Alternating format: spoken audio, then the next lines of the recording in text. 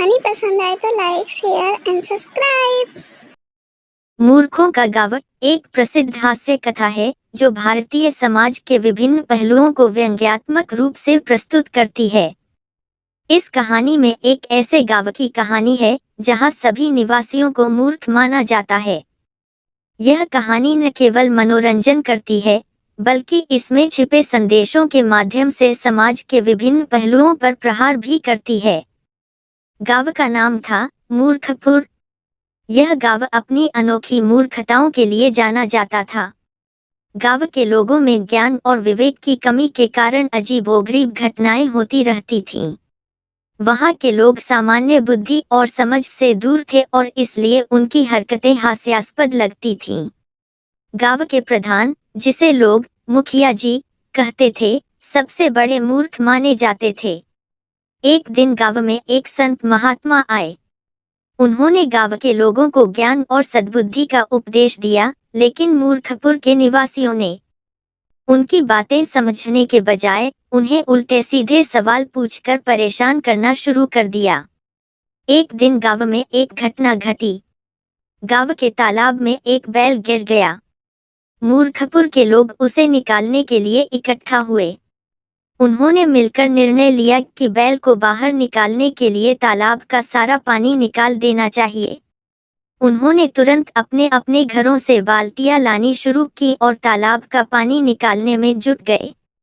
घंटों मेहनत करने के बाद भी तालाब का पानी कम नहीं हुआ और बैल वहीं का वहीं रहा।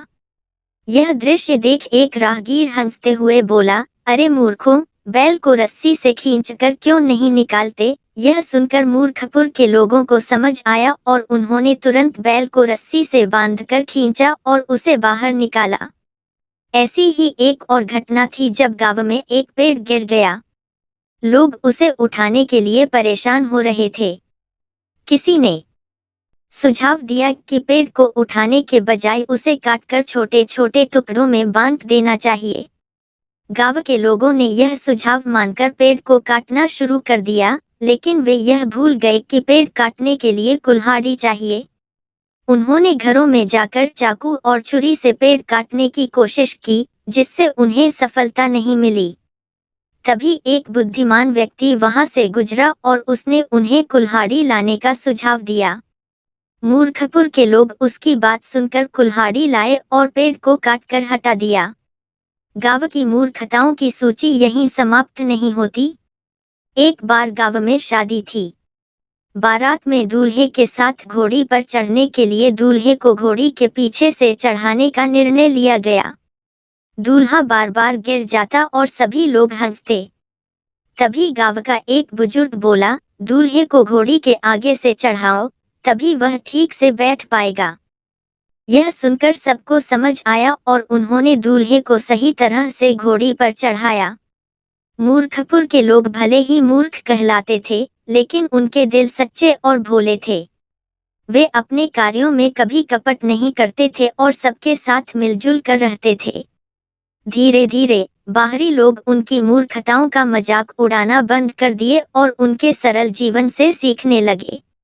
इस कहानी से यह सीख मिलती है कि भले ही हम कभी कभी मूर्खतापूर्ण काम करें, लेकिन अगर हमारे दिल साफ और नेक हों तो लोग हमारी मूर्खताओं को माफ कर सकते हैं और हमें सही मार्ग पर ले जा सकते हैं।